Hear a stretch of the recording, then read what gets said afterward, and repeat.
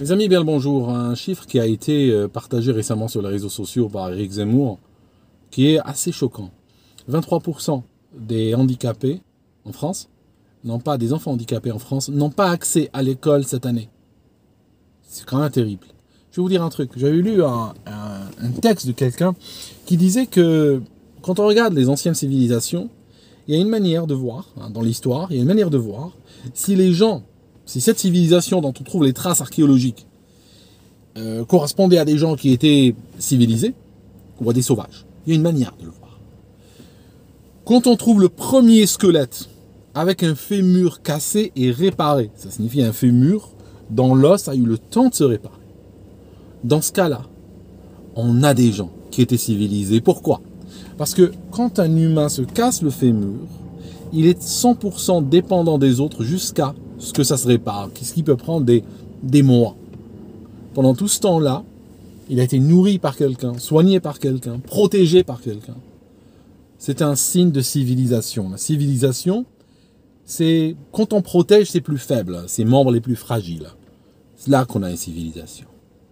Sinon, quand on trouve que le gars il a le fémur cassé, puis c'est pas réparé, c'est que probablement on est dans une civilisation sauvagée, puis une fois qu'il avait eu cet handicap ou cette blessure, on l'a laissé, puis voilà, il est mort de froid, il est mort de faim ou de soif. Et là, on est chez des sauvages.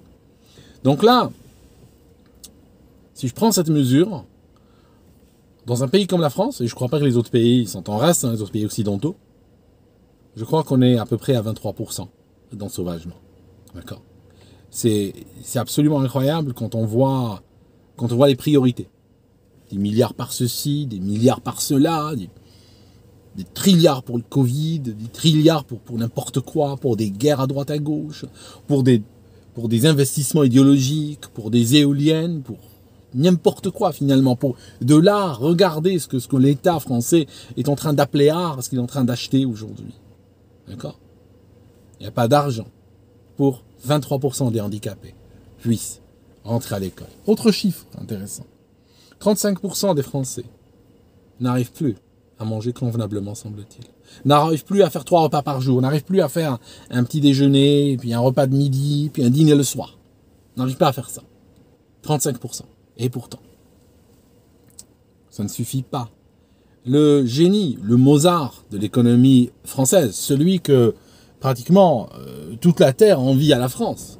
C'est les gens, au travers de la planète, quand ils entendent parler de Bruno Le Maire, c'est vrai qu'ils disent là, c'est quelque chose. On aimerait bien avoir le même. En fait, une décision a été prise, une décision absolument abominable, qui est dans ce cadre, retenez bien 35% de gens qui ne mangent pas comme ils auraient voulu. Et je ne parle pas des gens qui sont franchement dans la famine. Eh bien, on va rentrer à partir de 2024 dans une logique de revenir ou de... Vous savez, il y a des détaxes sur le gazole qui est utilisé par les machines dans les fermes. Vous savez, c'est du diesel quelque part, mais qui n'est pas taxé. Il a une couleur différente. Il est d'ailleurs interdit d'utiliser dans les voitures, même si on pourrait techniquement, mais il est interdit d'utiliser dans les voitures. Et en fait, ce gazole-là, il est moins cher. Il n'y a pas de taxes qui sont prélevées dessus, ou bien de manière minimale.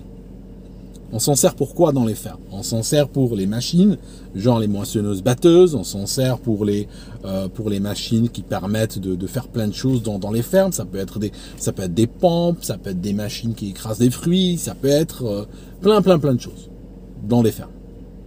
Il faut savoir que les fermiers vivent littéralement, c'est la population la plus pauvre et elle est la plus importante dans un pays. La souveraineté alimentaire, mes amis, la souveraineté, si on parle de souveraineté, la souveraineté, c'est pas seulement sortir de l'Union européenne. La souveraineté, c'est pas seulement contrôler ses frontières, ou contrôler son armée, ou contrôler ses banques. La souveraineté, c'est aussi la souveraineté alimentaire. Si t'as pas de quoi manger, si un pays compte sur les autres pour manger, demain il y a une grosse crise, ils veulent pas lui vendre, ils disent tu gardes tes euros, tu gardes ton argent, tu le bouffes. Il n'y a pas de souci. Une perte de souveraineté alimentaire, c'est un pays qui peut être à genoux littéralement en 3 jours. Eh bien, ils vont progressivement retaxer le gazole utilisé dans les fermes. Ça rentre dans quelle logique? Je vais vous dire dans quelle logique. Regardez les Pays-Bas. Les Pays-Bas, ils ont décidé de confisquer des milliers de fermes et de les détruire. C'est tout, de les fermer. Le Canada, il est sur un chemin pareil. Aux États-Unis, c'est différent. Aux États-Unis, c'est des grosses fortunes, des milliardaires qui sont en train d'acheter. Les Américains, ils préfèrent utiliser l'argent. On va chez les fermiers. Tu veux combien pour tel? Vaut combien? Tu veux acheter combien? Dis-moi combien. 10 millions? Ok, ben je t'en donne 20. Tu veux pas vendre selon 25, 30? C'est quoi ton prix? Juste dis ton prix. Voilà, tiens. On lui achète. Il y a des fortunes qui sont en train d'acheter des fermes en masse. Mais pas les acheter pour les utiliser. Pas les acheter pour produire dessus. C'est juste à moi. Je mets un grillage autour et c'est tout. On ne va pas les utiliser. Donc quelque part, c'est comme si on les avait détruites. La seule différence, c'est les dollars. Mais aux États-Unis, ils ont le dollar facile. C'est pas la même chose. Aux Pays-Bas, c'est une confiscation avec un paiement d'une valeur minimale. En France, ils vont faire quoi? Ils vont faire pareil.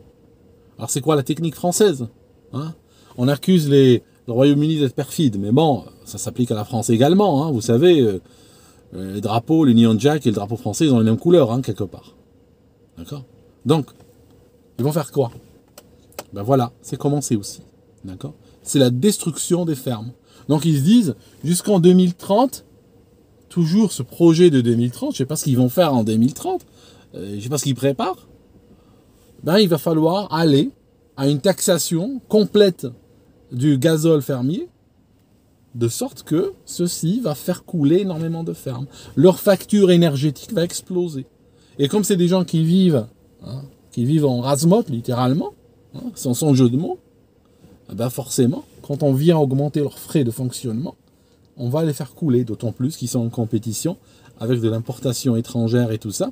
Donc, on baisse leur compétitivité et automatiquement, ils vont faire quoi? Beaucoup vont collapser. Et on pourra les acheter pour 3 fois rien. Les mêmes milliardaires qui achètent aux États-Unis pourront les acheter pour 3 fois rien. Résultat net pour la population, c'est quoi? Ben, résultat net, ça sera pas... On va garder cette statistique en tête, 35%.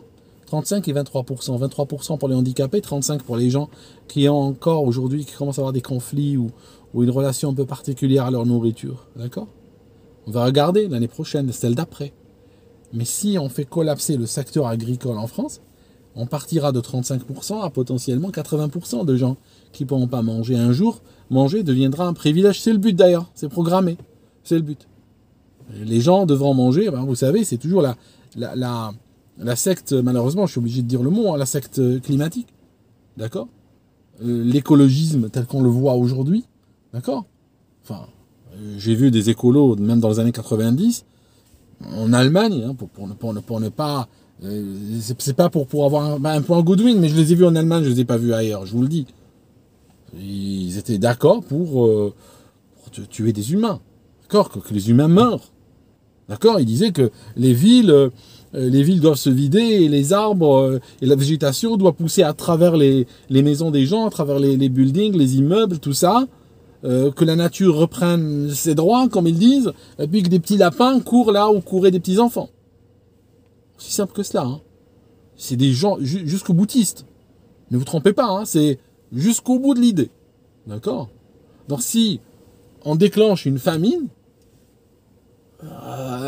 pourquoi pas pour eux? D'accord? C'est pas quelque chose qui va les freiner.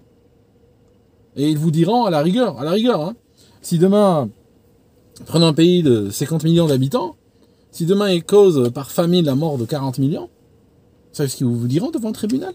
Mais sincèrement, hein, je vous le dis juste pour que vous rentriez un peu dans leur tête. Ils vous diront, mais nous étions tous menacés. Moi, vous m'accusez d'avoir oxy 40 millions de personnes. Mais vous réalisez pas que j'en ai sauvé 10, j'ai sauvé 10 millions. Les 40 millions, c'était le juste prix à payer pour sauver le reste.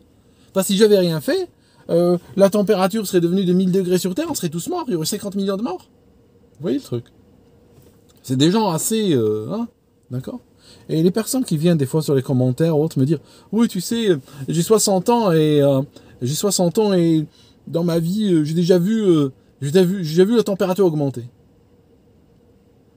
Je veux dire, même le GIEC ne dit pas que sur l'étendue d'une vie humaine, on a vu la température augmenter de manière significative pour qu'un humain puisse la sentir. D'accord? Je veux dire, tu te fais des films. Tu es comme le changement sur Terre. Les changements sont cycliques. Il y a énormément de cycles qui s'imbriquent les uns dans les autres. Il y a des cycles courts dont nous avons l'expérience, dans notre vie de tous les jours, comme les jours, les saisons, tout ça. Mais il y a des cycles beaucoup plus lents. Il y a des cycles qui s'étalent sur des décennies, voire sur des siècles, qui créent justement des vagues, des variations. Mettez-vous dans la tête d'un martien ou quelqu'un qui vit sur une autre planète, j'ai pas envie de discriminer les martiens. Imaginons qu'il arrive, mettons un jour de Noël, il garde sa soucoupe volante, il descend quelque part, je sais pas moi, dans un endroit froid, voilà, il dit oula, ça caille ici, il fait moins de 10, il mesure moins 10 degrés. D'accord, moins 10 degrés, c'est bon. Il reste, il couvre sa soucoupe volante de branchage et tout ça, et puis voilà, il explore la Terre, il cherche à comprendre comment cette planète fonctionne. Là, il arrive au mois de juin. Là, il mesure. Voilà, il est 14h, 35 degrés. Mais il dit, c'est pas possible. La température depuis le mois de décembre à juin, littéralement en 6 mois, elle a pris, allez, j'arrondis, elle a pris 40 degrés. Ça veut dire quoi? Comme c'est en train d'aller, d'ici la fin de l'année, donc on est en juin, on a pris 40 degrés déjà en 6 mois, donc d'ici les 6 prochains mois, on sera à 80 degrés le prochain Noël. Vous voyez, parce qu'il ne voit pas les cycles. D'accord? Parce qu'il n'est pas resté assez longtemps pour voir les cycles. Non, il faut longtemps pour voir les cycles. C'est des cycles très compliqués qui sont liés à de la géologie, à des mouvements des variations de l'énergie solaire, à plein de choses qui ne sont pas des trucs que tu vois sur une vie humaine. Une vie humaine, c'est une seconde pour ces cycles-là. Et donc seulement, là oui, là on voit si on regarde sur des siècles ou des millénaires. Mais sinon, on est comme ce martien qui se dit, moi je vais me casser de cette terre, de cette planète, parce que là il arrive chez lui, il dit, oula les gars, vous savez, c'est une planète qui est en train de prendre 80 degrés par an, d'ici 10 ans, elle sera à 800 degrés cette planète-là. Les océans seront évaporés, la terre sera en train de brûler, le métal fondra de lui-même et tout ça. Mais au moins je vais te dire un truc, pour finir. Au moins le martien, lui, à sa décharge, il va pas dire, par contre, si on taxe les gens, ça ne va pas se passer. Si on va vers les gens, puis on les taxe, on leur met une puce, ou on leur restreint leur liberté, à ce moment-là, la température va se stabiliser. Au moins lui, le martien, il y passe. Voilà. Merci mes amis d'avoir regardé jusqu'ici, puis on continue d'observer ensemble toute cette histoire. Si vous avez des questions ou autre chose, n'hésitez pas à m'écrire sur ce WhatsApp. Pas de lien, s'il vous plaît. J'aime pas les liens.